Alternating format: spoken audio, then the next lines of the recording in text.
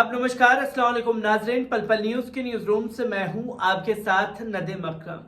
पठान को लेकर के देश भर में मचे बवाल को लेकर आप लोगों के सामने भक्तों की आंखें खोलने के लिए इस रिपोर्ट को लेकर के जुड़ा हुआ हूं, क्योंकि देश में एक तरफ तो पठान को लेकर के यानी कि शाहरुख खान और दीपिका पादुकोण को लेकर के तांडव मचाया जा रहा है, पर इन तमाम चीजों को दरकिनार करते हुए शाहरुख खान जो है जम करके पठान का प्रमोशन भी कर रहे हैं। और इसी बीच कंट्रोवर्सी के दौरान जब ये कहा जाए इंटरनेशनल मीडिया द्वारा कि 50 महान एक्टर्स की गिनती में इकलौते भारतीय जो मुसलमान हैं एक्टर शाहरुख खान, उनका नाम दर्ज हुआ है, तो सोचिए अंधभक्तों के लिए ये किस तरीके का तमाचा उनके गालों पर होगा। पर इन अंधभक्तों को शायद ये नहीं पता कि वो किसका विरोध कर रहे हैं और किसका विरोध उन्हें असल में करना चाहिए। जहां ये बताया गया कि गाना बेशरम रंग आया, भगवा रंग की बिकनी पहनी और भगवा रंग की बिकनी से हिंदू समाज जो है वो आहत हुआ है, ये कहना है तमाम अंधभक्तों का। पर उन अंधभक्तों को यह बता देना जरूरी है कि जब कोई मूवी या गाना रिलीज होता है तो उससे पहले सेंसर बोर्ड को सुनाया जाता है और दिखाया जाता है, और सेंसर बोर्ड में कौन लोग बैठे हुए हैं इसे जान लेना इन अंधभक्तों के लिए जरूरी है। आपको बता दें कि बॉलीवुड की कोई भी मूवी जब पब्लिक डोमेन में आती है तो उसके पहले सेंसर बोर्ड के अध्यक्ष तथा उसके मेंबर को उसको दिखाया जाता है और अपनी स्वीकृति देते हुए सेंसर बोर्ड के अध्यक्ष इसे मंजूरी देते हैं। और जिन्होंने बेशरम रंग को देखने के बाद, गाने को देखने के बाद जिन्होंने मंजूरी दी, वो खुद बीजेपी नेता प्रसून जोशी सदस्य हैं सेंसर बोर्ड के अध्यक्ष, और बीजेपी नेता गौतमी, बीजेपी नेता विवेक अग्निहोत्री, और इसी के साथ साथ आपको बता दें कि बीजेपी स्टार कैंपेनर जीविता राजशेखर, बीजेपी की पूर्व राष्ट्रीय महासचिव वाणी त्रिपाठी, आरएसएस विचारक रमेश पतंगे, बीजेपी नेता टीएस नागभरण, बेशरम रंग गाने का विरोध करने वालों को इन सब भाजपा के नेताओं के घरों पर, दफ्तरों पर प्रदर्शन करना चाहिए। बीजेपी के जो मंत्री विरोध कर रहे हैं उन्हें बीजेपी और मंत्री पद तो छोड़ देना चाहिए। अब गाने को सबसे पहले देखने वाले कौन, और जब उन्हें लगा कि विरोध होना चाहिए तो उस सीन को कटवाया क्यों नहीं गया। ये तमाम चीजें जो हैं वो सेंसर बोर्ड की देखरेख आती हैं, और सेंसर बोर्ड पर भाजपा और संघ का कब्जा है, यानी कि हिंदू भावनाओं को आहत करने का काम, ये कॉन्सेप्ट उनके दिमाग में तो आया ही होगा कि उनके जो मासूम भक्त हैं वो इस चीज का विरोध करेंगे। पर इसी विरोध के बीच पार्लियामेंट में भी दीपिका पादुकोण की बिकनी का जिक्र किया जा रहा है, और तमाम रिपोर्ट्स ये बता रही हैं कि अगर सेंसर बोर्ड से मंजूरी मिल भी गई है तो क्या मोदी सरकार पठान मूवी की रिलीज पर रोक लगा सकती है। ये सबसे बड़ा सवाल जो है वो खड़ा हो जाता है, और इस सवाल को खड़ा किया है खुद बसपा सांसद कुंवर दानिश अली ने, जिसको लेकर के सदन में जम करके हंगामा भी मचा है। आपको बता दें कि शाहरुख खान की फिल्म पठान रिलीज होने से पहले ही कंट्रोवर्सी में है। किसी को फिल्म में दिखाए गए दीपिका पादुकोण की भगवा बिकनी से ऐतराज है, तो किसी को फिल्म के टाइटल से लोग इस फिल्म को रिलीज ना होने देने की भी धमकी दे रहे हैं।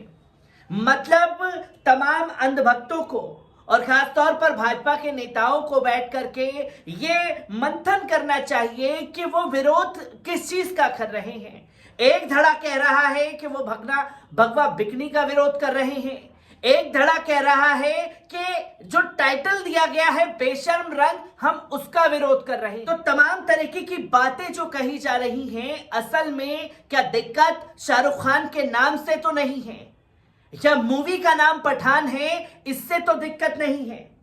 मुद्दा संसद तक पहुंच गया है। बसपा सांसद कुंवर दानिश अली ने सवाल किया, अगर सत्ता में बैठे लोगों को ही फिल्म पर प्रतिबंध लगाना है तो सेंसर बोर्ड का क्या काम है? इसको लेकर के भारत में फिल्म रिलीज करने से पहले किसे दिखाना जरूरी होता है?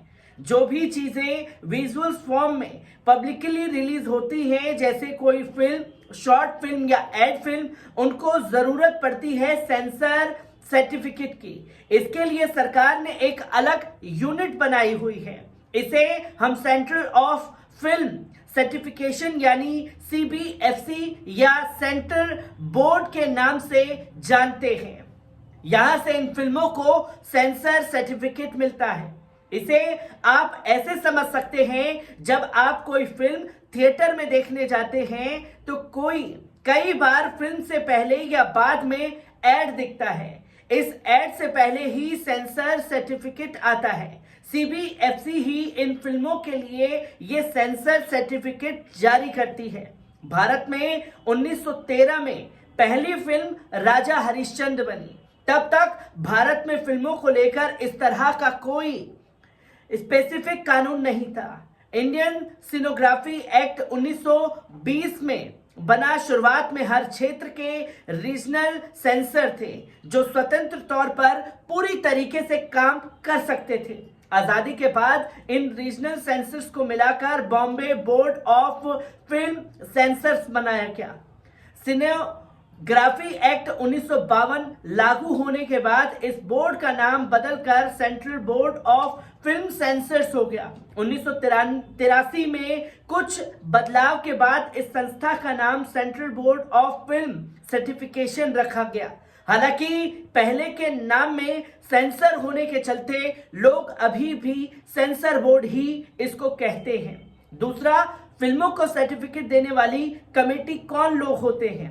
CBFC के बोर्ड का प्रमुख चेयरपर्सन होता है। बोर्ड में 25 मेंबर और 60 एडवाइजरी पैनल के मेंबर होते हैं। इनकी नियुक्ति सूचना और प्रसारण मंत्रालय करता है। ज्यादातर बोर्ड मेंबर्स फिल्म और टीवी इंडस्ट्री से जुड़े प्रोफेशनल्स होते हैं, जबकि एडवाइजरी पैनल के मेंबर फिल्म इंडस्ट्री के बाहर के होते हैं। और चेयरपर्सन और बोर्ड के सदस्य कार्यकाल 3 साल का होता है, जबकि एडवाइजरी पैनल के मेंबर्स का कार्यकाल 2 साल का होता है।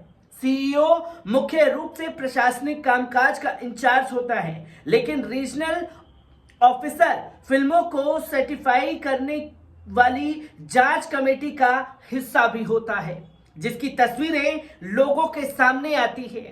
किसी फिल्म को सर्टिफिकेट देते वक्त क्या देखा जाता है? जांच कमेटी सबसे पहले फिल्मों को बारीकी से निरीक्षण करती है। इस दौरान इस बात का पूरा ख्याल रखती है कि फिल्म से किसी खास वर्ग की भावनाओं को ठेस ना पहुंचे, साथ ही कोई सीन ना हो जिससे हिंसा को सही ठहराया गया हो। यदि फिल्म में कहीं पर भी जानवरों को दिखाया गया है तो उसके लिए नो ऑब्जेक्शन सर्टिफिकेट लेने की भी जरूरत होती है, जो कि आप समझ सकते हैं कि सेंसर बोर्ड ये ध्यान रखता है कि किसी की भावनाएं आहत ना हो। और सेंसर बोर्ड में कौन लोग बैठे हैं? भारतीय जनता पार्टी और संघ से जुड़े हुए लोग। इसलिए मैंने शुरुआत में उन लोगों के नाम को आप लोगों के सामने रखा, ताकि अंधभक्तों की आंख खुले कि असल में विरोध किन लोगों का करना चाहिए।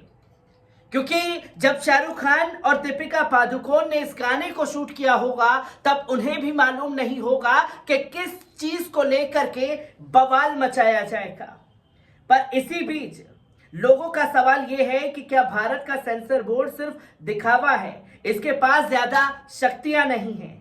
सेंसर बोर्ड सिनेमेटोग्राफी एक्ट 1952 के तहत किसी फिल्म को सर्टिफिकेट देने से पहले कुछ सीन में काटछाट करने या हटाने का निर्देश दे सकता है। इसके बाद अगर उसे मंजूरी मिल भी जाती है तो कई कदम उठाए जा सकते हैं। कोई फिल्म मेकर सर्टिफिकेट से खुश नहीं है तो क्या कर सकता है? ये भी सवाल जो है लोगों के सामने है। क्या विरोध प्रदर्शन की वजह से फिल्म रिलीज होने से रोकी जा सकती है? जिसमें नहीं कहा गया है। कर्नाटक हाईकोर्ट के KM Shankara versus union of India के दावे ने फैसला सुनाया था कि एक बार सेंसर बोर्ड ने सर्टिफिकेट दे दिया तो उसके बाद सरकार को फिल्म की समीक्षा का कोई अधिकार नहीं है। इसके बाद सुप्रीम कोर्ट ने भी सिविल अपील 3106 ऑफ 1991 और 28 जनवरी 2020 को कर्नाटक हाईकोर्ट के फैसले को बरकरार रखा था, जहां सुप्रीम कोर्ट ने 2018 में फिल्म नानक शाह फकीर को पंजाब में बैन करने के मामले में सुनवाई करते हुए कहा था कि यदि सीबीएफसी एक बार किसी फिल्म को सर्टिफिकेशन दे देता है तो उस फिल्म को रिलीज होने से नहीं रोका जा सकता है। ये तस्वीरें लोगों के सामने आना जरूरी है, क्योंकि हमने कुछ खबरें सोशल मीडिया पर वो देखी कि लोग डंके की चोट पर यह दावा करने लगे कि साहब उत्तर प्रदेश सरकार ने तो फैसला ले लिया है कि वो फिल्म को उत्तर प्रदेश में रिलीज नहीं होने देगी। पर हालांकि वो बयान भी 2015 का निकला, जब असहिष्णुता को लेकर के शाहरुख खान को लेकर के बवाल मचाने की कोशिश की गई। और अब अंधभक्तों को आंखें खोलने की जरूरत है कि आप सड़कों पर पठान बायकॉट, शाहरुख खान बायकॉट का ट्रेंड चलाते रहिए। सेंसर बोर्ड से सर्टिफिकेट मिल चुका है और सेंसर बोर्ड में बैठने वाले लोग जो हैं वो भारतीय जनता पार्टी और संघ से जुड़े हुए हैं। मैं ऐसी ही खबरों से आपको रूबरू कराता रहूंगा। दीजिए इजाजत।